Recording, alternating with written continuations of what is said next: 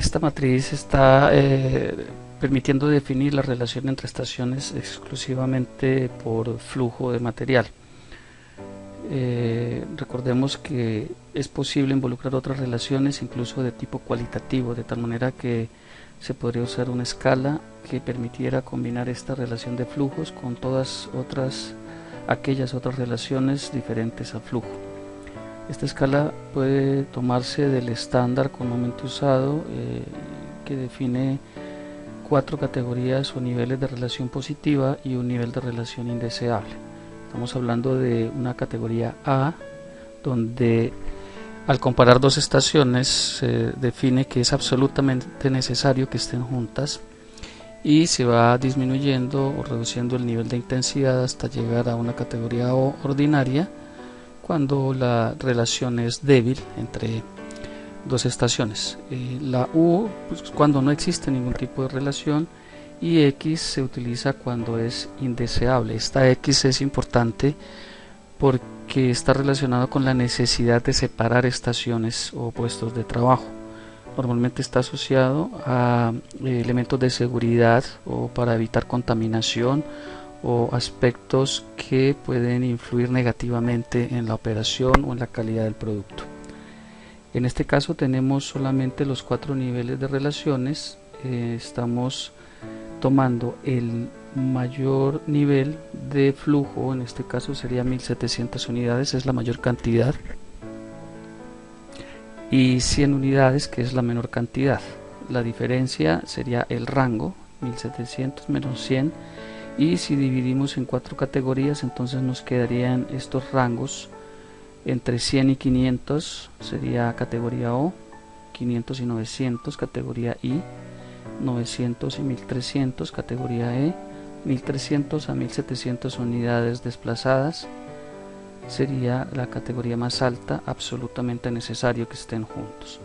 De esa manera podemos transformar esta matriz a una matriz en la que la escala está relacionada con estos niveles, y continuar con el trabajo de relaciones y de diagrama de relaciones.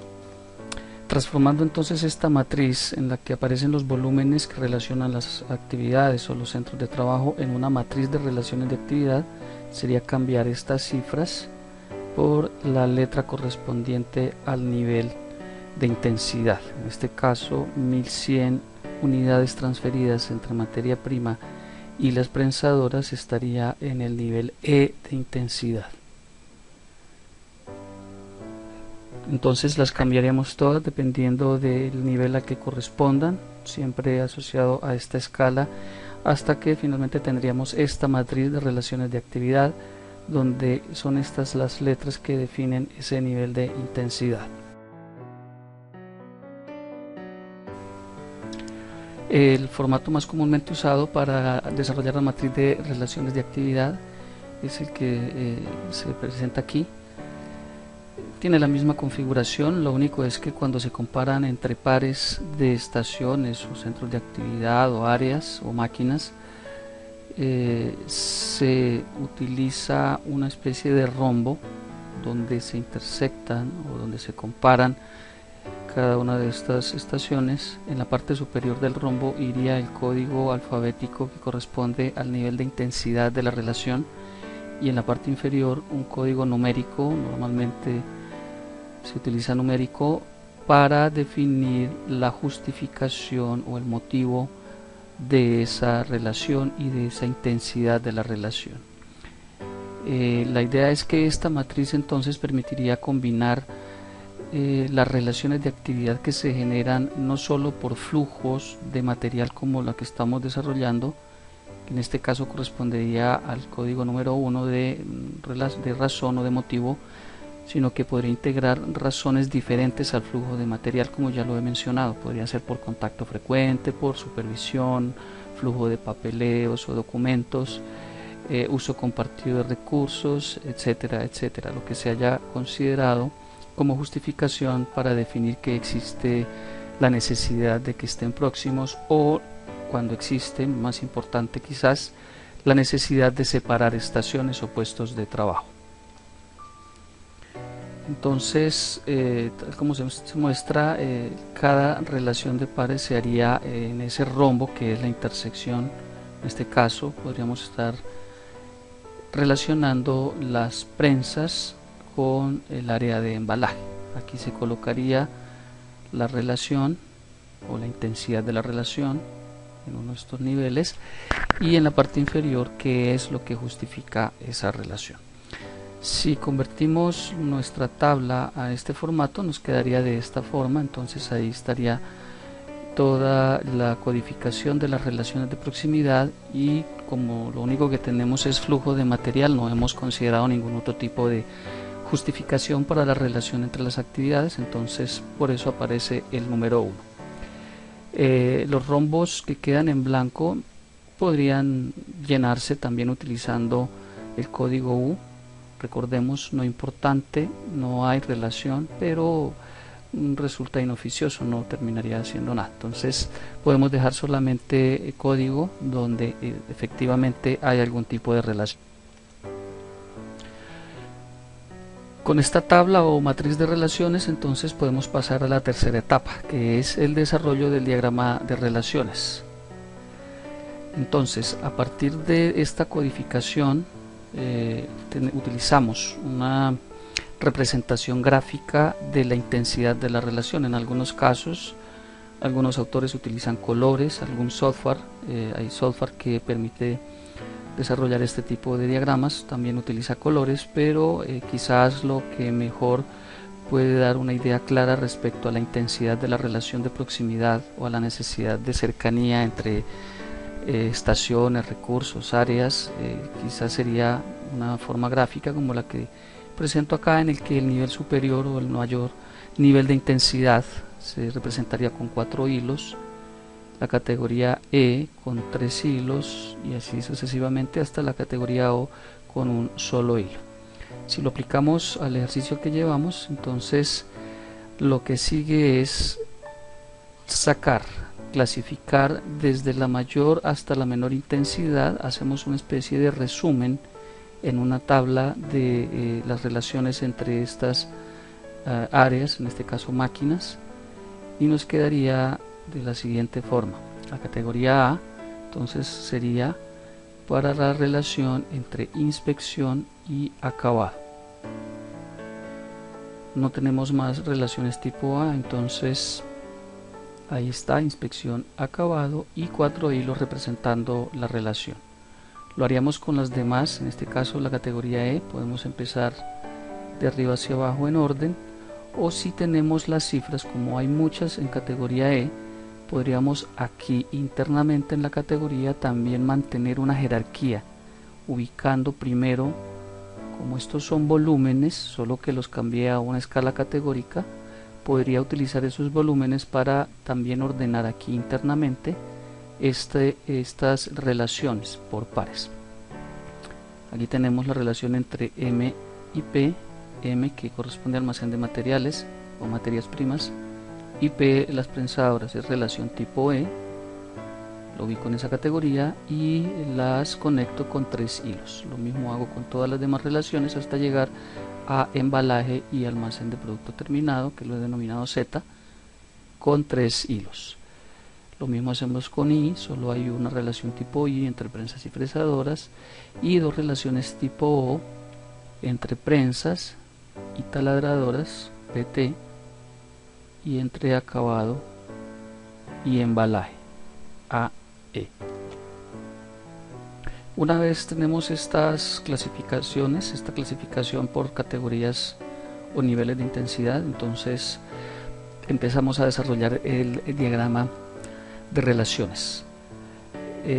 Empezamos por la categoría más alta, el nivel más alto. En la categoría más alta aquí solamente tenemos un par de máquinas o de centros de trabajo, entonces los ubicamos en un espacio en blanco utilizando los hilos que conectan estas dos estaciones. De ahí en adelante empezamos a agregar las que tengan relación con las que ya estoy ubicando. No hay un criterio estándar para decir en qué orden o en qué sentido desde el punto de vista del espacio voy a ir agregándolas. podría corresponder al criterio que quiere usar quien está desarrollando el diagrama. Hay quienes establecen que se debería empezar hacia la parte superior y siguiendo las manecillas del reloj, pero realmente no hay un estándar al respecto. La idea es que aquí no tenemos un espacio preordenado, predefinido, es decir, no tengo muros, no tengo un espacio diseñado, no hay una referencia específica espacial. Los tamaños, las formas y las distancias aquí no tienen ningún sentido. Lo que se está desarrollando es un diagrama que presenta la ubicación relativa de los elementos, es decir, dónde está una máquina, un área de trabajo o una estación respecto a las demás. Tenemos entonces estas dos que necesariamente deben estar juntas y está representándose precisamente la intensidad entre ellas. Luego buscamos, como no hay más en el mismo nivel A, bajamos de categoría y empezamos a buscar en los pares que tengo acá donde esté presente cualquiera de estas dos. Entonces tenemos que I y A, aquí lo tenemos, I con F, entonces lo que vamos es a agregar F. Aquí aparecería la relación entonces de 3 hilos. Voy tachando las que ya voy agregando para no confundirme, y en este caso tendría que tachar la que ya agregué, y ya la tenía, le agregué F. Una vez agregué esta, tengo que retroceder y seguir buscando. Siempre que agrego una nueva, si tengo todavía relaciones disponibles en niveles superiores, tengo que devolverme. Aquí agregué F, se la agregué ahí, retrocedo porque podría aparecer nuevamente. Exacto lo que ocurre en este caso, que aparece F y relacionado con T. Como F ya lo ubiqué, ahora le agrego T.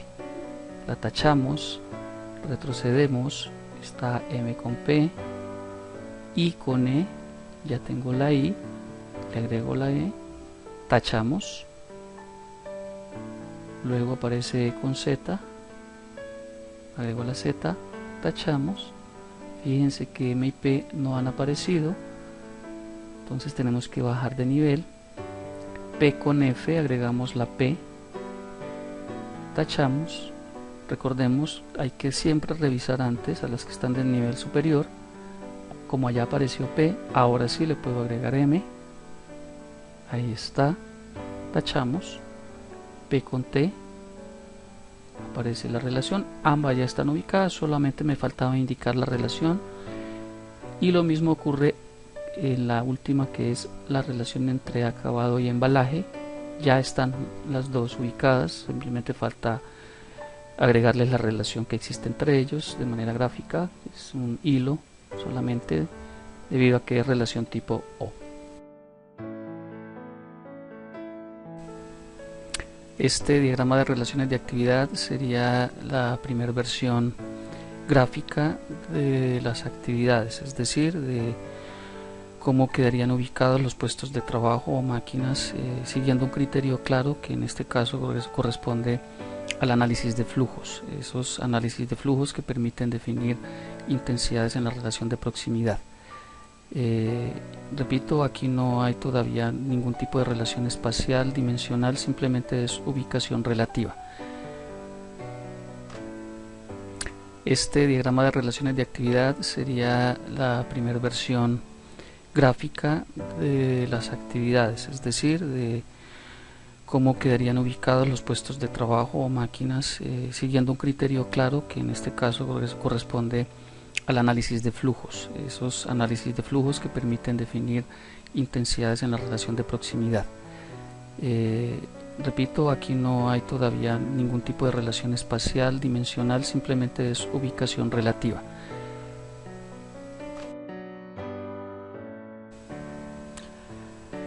La siguiente etapa corresponde a las necesidades de espacio, la definición de los requerimientos de espacio. La idea es entonces, a partir de los tiempos de operación, los cuales están en los diagramas de operaciones, y las demandas que se pretenden satisfacer, que también aparecen en los diagramas de operaciones, hacer un cálculo del número de máquinas o de estaciones que se requieren, y con ello pues definir el espacio y definir la ubicación más adecuada dentro del plano.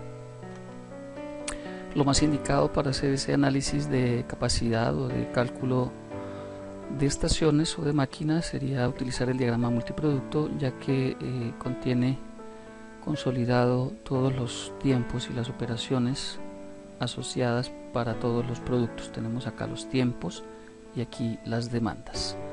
Vamos, para hacer ese análisis, a utilizar Excel, y ahí podremos ver cómo se desarrollan esos cálculos.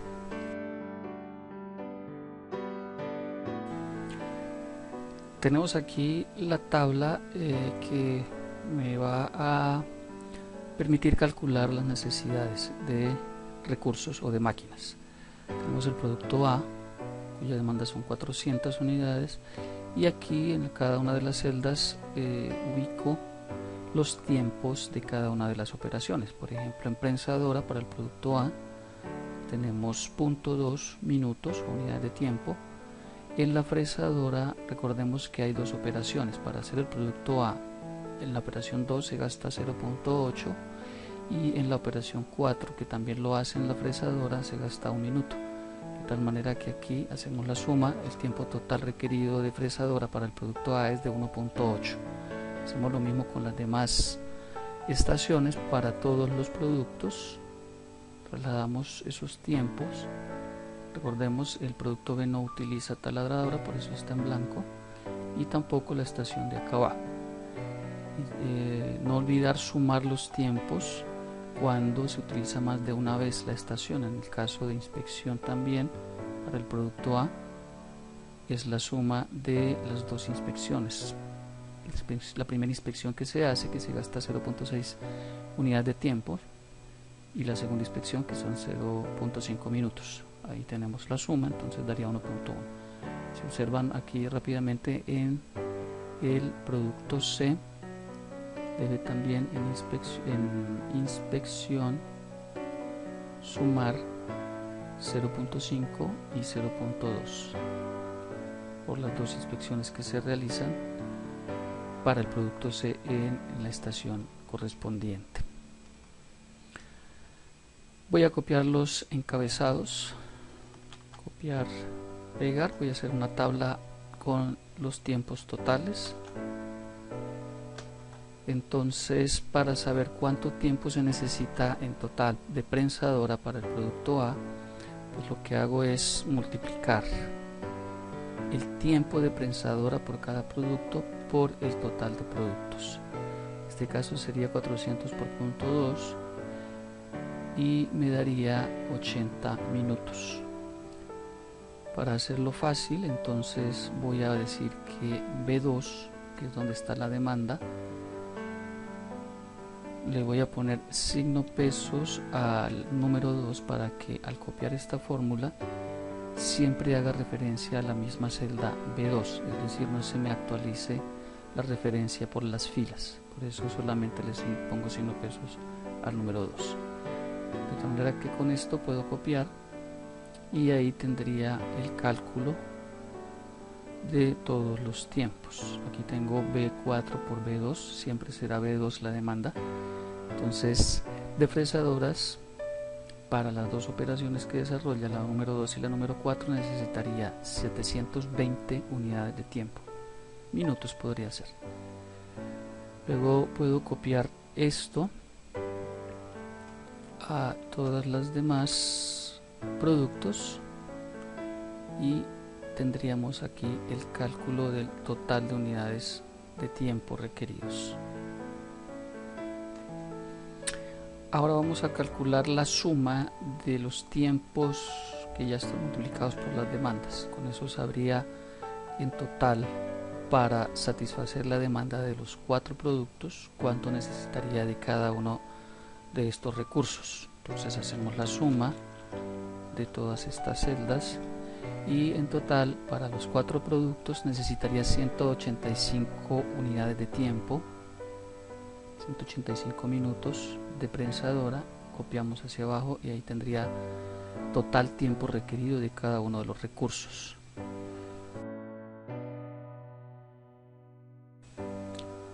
Con estos datos entonces podríamos calcular el número de máquinas o de recursos necesarios. Para ello necesitaríamos definir el tiempo disponible, es decir, cuánto tiempo planeo tener disponible el sistema. Podríamos pensar, para el caso del ejemplo, un turno de 480 minutos, es decir, voy a calcular una capacidad o de diseñar más bien una capacidad pensando en trabajar solamente un turno con ese tiempo. Voy a hacer aquí el cálculo. Para calcular el número de máquinas divido el tiempo total requerido en el tiempo disponible, que lo tengo en la celda de 18. Voy a ponerle signo pesos para poder copiar y que siempre haga referencia a la celda de 18 donde están los 480 minutos. Copiamos y tendríamos entonces cuántas máquinas de cada uno necesitaría. Sin embargo, pues es obvio que yo no puedo trabajar con cifras decimales pensando en puestos de trabajo, en máquinas o personas, de tal manera que aquí haríamos un redondeo o una aproximación al entero superior. Para eso podemos aplicar la función redondear más. Pude haberlo hecho acá mismo, lo voy a hacer aquí al frente. Voy a decir que este sería el número de máquinas de cada una en el SUI y aplicamos redondear más. Ahí la tenemos.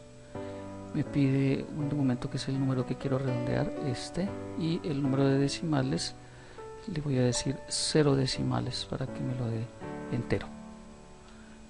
Entonces tendríamos estos requerimientos de máquinas: una máquina prensadora, 3 de fresadora, 2 tornos, 2 puestos de inspección, 4 puestos de acabado y un puesto para embalaje o empaque.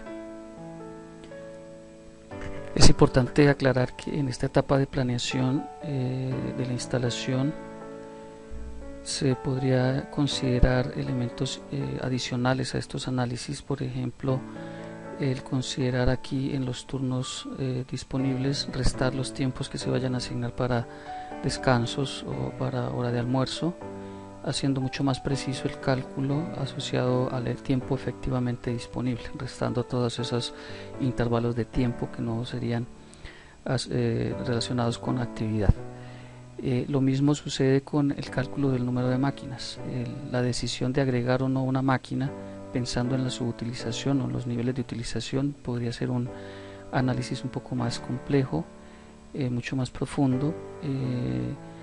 Si se quiere analizar la capacidad real instalada o si se quiere llevar a una capacidad superior, simplemente se tendrá que evaluar la posibilidad de recursos como aquí en acabado, en el cual una máquina adicional prácticamente estaría utilizada solamente un 52% del tiempo, si eso se podría cubrir con horas extras o si se podría plantear otro tipo de posibilidad. En este momento, como es una etapa de análisis previo de planeación del diseño, vamos a dejar solamente los valores enteros, aclarando que ese tipo de análisis, que de todas maneras es mucho más profundo, es posible también involucrarlo en este ejercicio de diseño.